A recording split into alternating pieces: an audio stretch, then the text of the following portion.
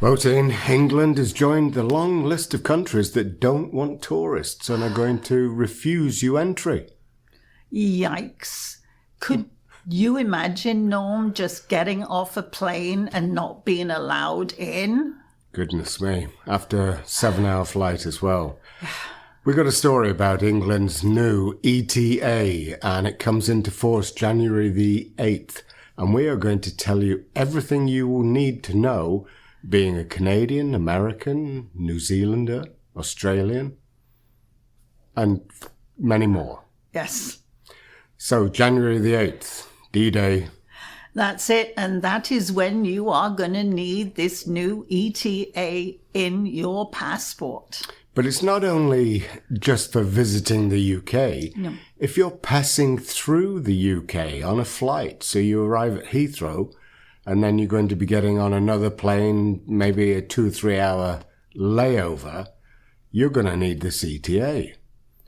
And I think another thing too, Norm, is that people might not be aware of. It's if you are on a cruise ship and just one of the stops is in the UK, you also need this. Yes, you do. And this is very important that you have to have it. So if we don't want to be refused entry at the port of entry in the UK, what do we have to do, Teen? Well, there's a couple of ways that you can apply for this. You can actually go onto the app or you can go online. So let's make that clear. There's 2 ways of doing this, applying for it. There's one on your smartphone through an app. Yes. And if you do not have a smartphone, you can go online through their website with a regular computer or iPad or tablet. Which is great because you know what, Norm? Not everybody has a cell phone and maybe they're not tech savvy to do it on the app. So we think that's great that there are 2 ways that you can apply for it. I am really lucky. Would you be tech savvy, Teen, to get me my ETA? I probably wouldn't, but one of the pluses of being married to somebody who is very tech savvy is he would be able to do it no problem. So let's first go through the cell phone, the mobile app, and see whether we can get that to work. So the first thing you need to do is to download an app, I guess.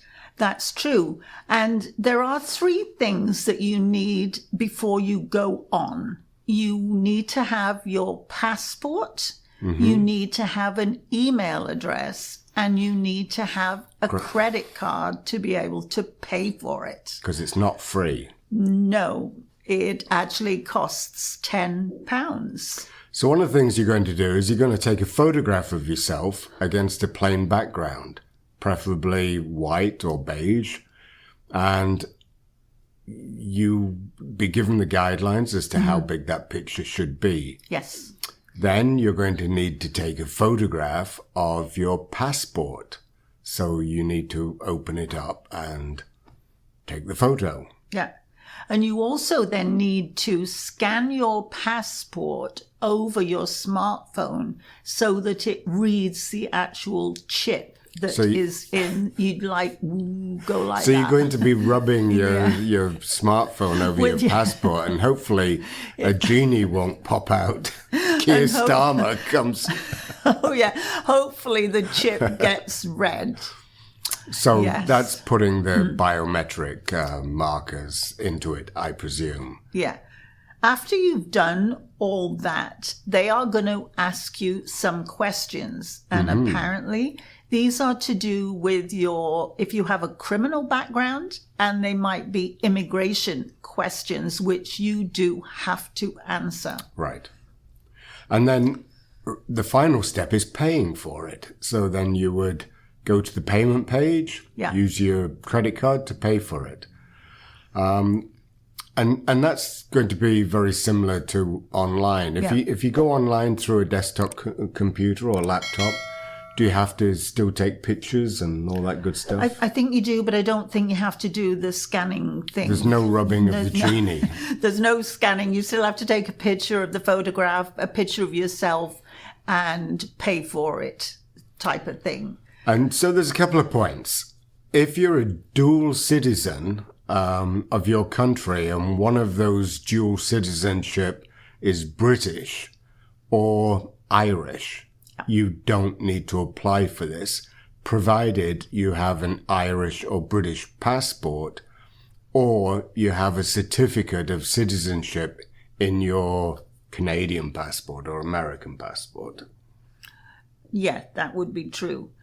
Now, there is, I think we should tell them about a little story. We've always got a story, Teen.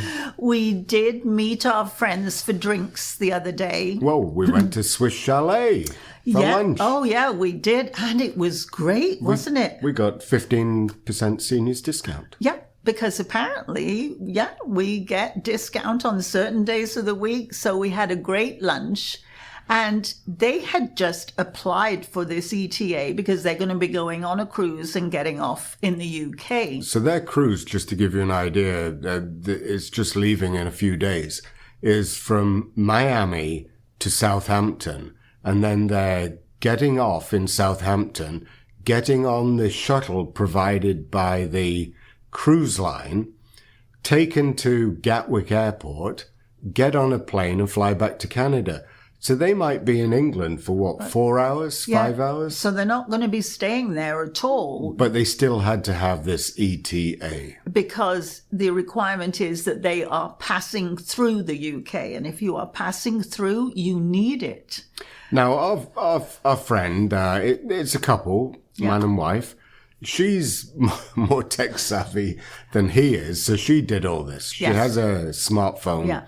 And she took the picture, she scanned the passport, took the picture of the passport, filled in all the details, answered all the questions, did the rubbing of the passport on the smartphone, got right to the payment page. And what happened, Teen? It wouldn't let her pay, no matter what she did. And it seems to be a bug in the program. And she tried it 3 or 4 times and then got completely frustrated because every time you got to do all this, get to the page and it wouldn't let you pay. So that's when she stopped that, came off, went on to we Google, have been onto forums and there's lots of people that are saying there is a bug in the payment. So then she went online and did it, like Norm says, on the computer, and there was no problem. It was really easy. So perhaps if you're not tech savvy or you don't want a problem, just go straight online and fill it in. So how much does an ETA cost, Tina, per person? It costs £10. Ooh. Or in the equivalent, we now know because our friends got billed on their visa and it cost them 19 Canadian dollars at the time they applied for it. They were complaining about the British exchange rate as not being particularly sympathetic. Yeah, so their £10 turned into 19 Canadian dollars. The other thing is this ETA will last you 2 years or until your passport expires. So if you have a year left on your passport, basically you're just going to get a year for your £10. Then you would have to take another one because it doesn't move with the passport. No, so you would have to go on and apply and get another one to put it on your new passport. A whole new application. Yeah, that's very true. So they're also phasing it in for other countries as well. So I think the next date is going to be around July. Yeah, or April or something. For April 25th. For other, like, European countries. Yes.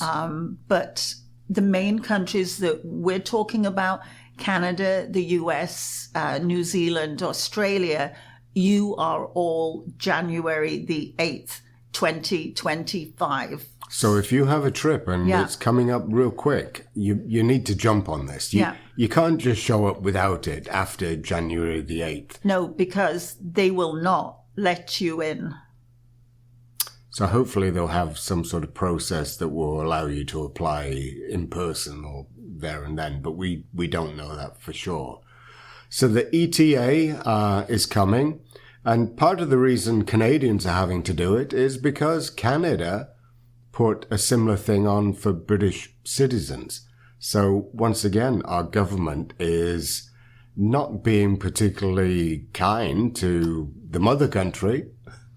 So I guess And that's why they're retaliating with this to us. So I guess they have to pay, don't they, when they come to visit Canada? They do. Yeah.